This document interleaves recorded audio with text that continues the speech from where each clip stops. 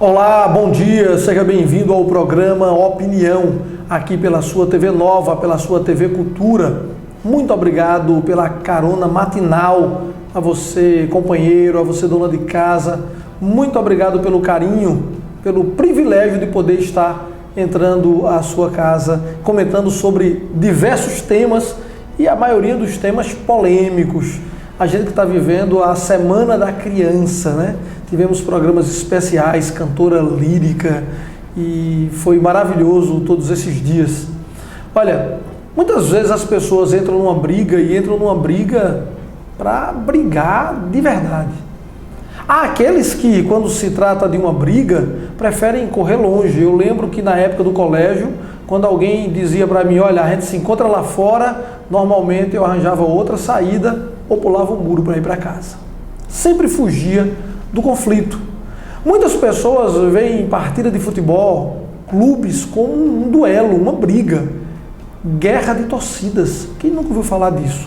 Um absurdo. Outros usam partidos políticos como se fossem também clubes de futebol. Levantam uma bandeira e a briga está feita. Briga, guerra. Eu costumo dizer sempre que quando eu entro numa briga, ou eu mato, ou morro. Quer dizer, ou eu fujo pelo mato, ou então eu fujo pelo morro. Porque brigar não é comigo. A gente vai comentar hoje, vai falar um pouquinho sobre todo o panorama político que ocorreu há pouco no Brasil como um todo. Não vamos nem se deter muito a Pernambuco, mas no Brasil como um todo. E está aqui comigo meu amigo, companheiro, Antônio Carvalho, ele que é advogado e a gente já teve vários trabalhos lado a lado aí pela vida e agora vai ter a oportunidade de conversar sobre esse assunto. Bom dia, Antônio, tudo bem com você? Bom dia, Rosmael, bom dia aos telespectadores. É sempre uma grata satisfação estar conversando contigo e contribuindo com o princípio da cidadania ao discutirmos a questão eleitoral, a questão política, não apenas de Caruaru, mas de toda uma região, a questão estadual, como fica o cenário político do nosso país após as eleições do primeiro turno. A gente viu casos interessantes. Eu queria, antes até de tocar no assunto direto, a gente viu o PT perdendo em várias localidades, vários estados, e a gente viu também o povo tendo um comportamento diferente do que a gente estava acostumado a ver. Eu vou primeiro ver essa matéria do Jornal da Cultura, que foi um dia após a eleição, que eles colocaram o Eduardo Suplicy falando sobre a vitória dele como vereador lá em São Paulo, e também o historiador Marco Antônio mostrando a opinião dele. Vamos dar uma olhada nessa matéria. No primeiro turno, primeiros colocados em 21 capitais tiveram menos votos que a soma dos nulos, brancos e abstenções. O resultado das urnas revela o aumento da decepção com a política. Ex-senador, político desde 1978, Eduardo Suplicy foi o vereador mais votado em São Paulo. Conquistou mais de 301 mil votos, no momento em que o partido dele, o PT, sofre um revés nas urnas. Se algumas pessoas cometem erros gravíssimos, até de enriquecimento ilícito, constitui nosso dever, ali onde estivermos, procurar prevenir e corrigir estes erros e também agirmos com toda seriedade, ética, transparência e com toda retidão. Muito bem, Marco Antônio Villa, boa noite. Boa noite. Essa não é uma boa mensagem, né? Se você não votou, alguém votou por você, escolheu por você, né? Sim, o que está acontecendo com o Brasil, Villa? Não, isso não é uma novidade na política brasileira e não me parece o fato fundamental dessa eleição. É desviar da questão central. Qual é a questão central? Foi o voto anti-PT, o voto daqueles que se posicionaram contra o projeto criminoso do poder. Se a 13 de março desse ano, quando o Brasil assistir às maiores e a maior manifestação da sua história aqui na Avenida Paulista, em São Paulo, a maior manifestação da sua história organizada pela sociedade civil, longe de partidos políticos e da estrutura estatal, ninguém imaginaria que cerca de um semestre depois nós não teríamos na presidência Dilma Rousseff e teríamos a vitória histórica, porque o 2 de outubro é uma data histórica. é o não rotundo ao projeto criminoso de poder. E isso é fundamental. A derrota petista, das 26 capitais, excetuando Brasília, que não tem eleição, né, como é sabido, o PT só venceu em uma, em Rio Branco, no Acre, que, convenhamos, não é o colégio eleitoral mais expressivo.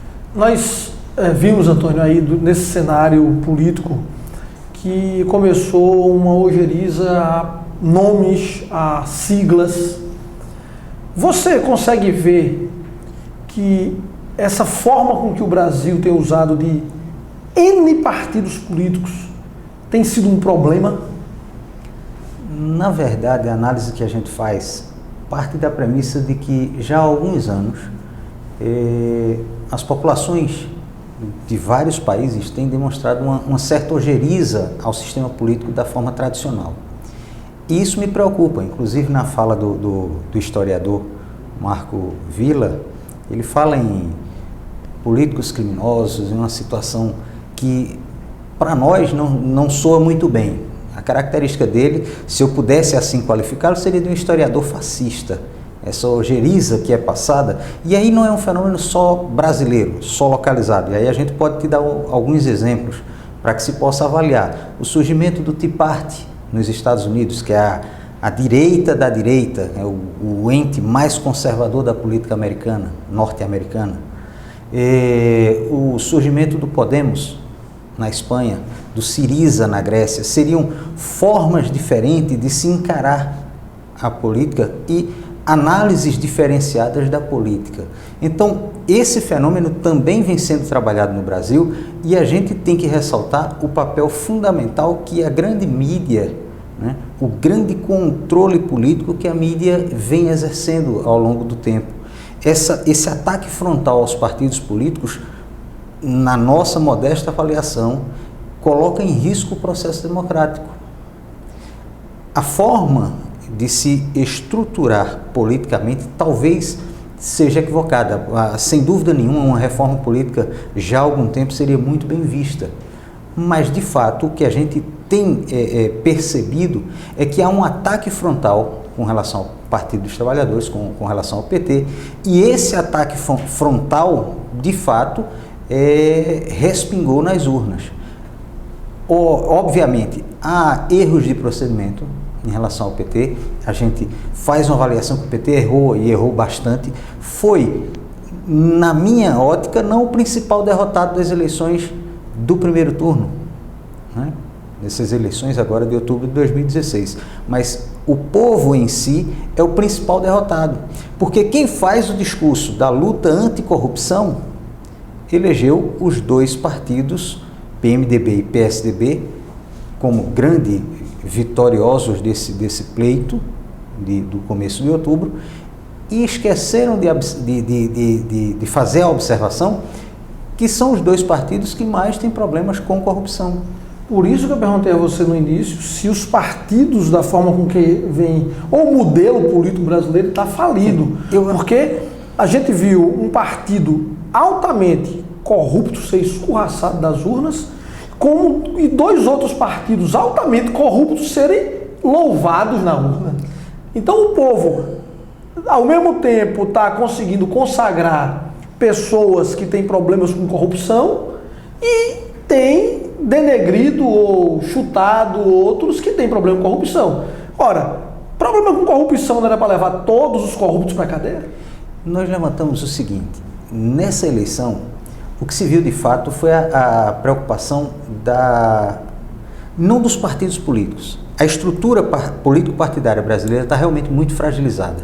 E eu tenho levantado sempre, em todas as oportunidades que tenho, que de fato o que ocorre é o seguinte: nós tiramos o viés do partido político, a função do partido político hoje é exercida por bancadas de determinados segmentos. Vou dar um exemplo aqui para que se possa ficar mais claro. Evangélico vota em evangélico, militar vota em militar, o torcedor de futebol vota no candidato do seu clube. No Romário, e assim sucessivamente. No André vota em Jean William, por exemplo. O que não quer dizer que quem não esteja naquele grupo, naquele segmento, não possa aderir àquele tipo de proposta que é feita. Mas o que a gente levanta é que essa segmentação terminou sendo um prejuízo, trazendo um prejuízo muito grande para a sociedade. A gente vê hoje situações típicas, né, de bancada, que a gente chama de bancada BBB. É a bancada que infelizmente é traduzida por boi, bala e bíblia, monopolizando o centrão no Congresso Nacional. E trazendo modificações na legislação que são muito maléficas para o país. E talvez a grande massa, né, de uma forma geral, não apenas os trabalhadores, mas a população de uma forma geral, talvez não tenha se observado, né? Nós tínhamos nos governos de Lula e Dilma um avanço muito grande na área social, e hoje a gente tem uma perspectiva nesses últimos 5 meses de regresso, de retrocesso nessa situação. Outra situação que é também igualmente complexa, que a gente pontuando, o pré-sal. A forma de partilha do pré-sal que era proposta do governo Dilma trazia 75% para a educação e 25% do valor arrecadado com pré-sal para a saúde. Agora será 100% privatizado. E aí a população brasileira será a grande prejudicada. A gente tem falhas no repasse do FIES nesses últimos 3 meses. Mas eu lhe pergunto, você acha que o país da gente está numa situação boa economicamente falando? Hoje não. Mas ele está ruim exatamente porque houve um erro de estrutura no governo anterior. Então, alguma falha houve, e eu sei que às vezes o pessoal diz, mas a gente não pode tirar do social, certo? Então tira da saúde. Não, da saúde a gente não pode tirar. Não, então tira da educação. Não, da educação não pode tirar. Mas de algum lugar tem que tirar, senão a gente afunda. A gente avalia o seguinte: primeiro, a crise não é exclusivamente nacional. A crise financeira vem num processo de agravamento desde 2008. A gente tem países como Grécia, como Itália, como Espanha, como França, como Irlanda, todos europeus que sofreram intensamente com esse sentido da crise, com esse viés econômico modificado. A gente tem uma China que crescia a 10% ao ano, hoje crescendo 7%. Ainda cresce em padrões astronômicos. Se você crescer a 7% é muito mais do que os outros países crescem em média. Mas se você considerar que caiu 3%, é uma queda muito grande, muito brusca. Se a gente for analisar a situação brasileira, a gente poderia ter temos uma discordância na forma de se discutir a política econômica. Você pode fazer taxação de grandes fortunas. Você acha que a gente vai ter algum problema quando, se por acaso acontecer, de Donald Trump vencer as eleições americanas? Daqui a pouquinho. A gente volta daqui a pouquinho, após o intervalo, e Antônio vai poder falar sobre isso, ele que é nosso convidado do programa A Opinião de hoje.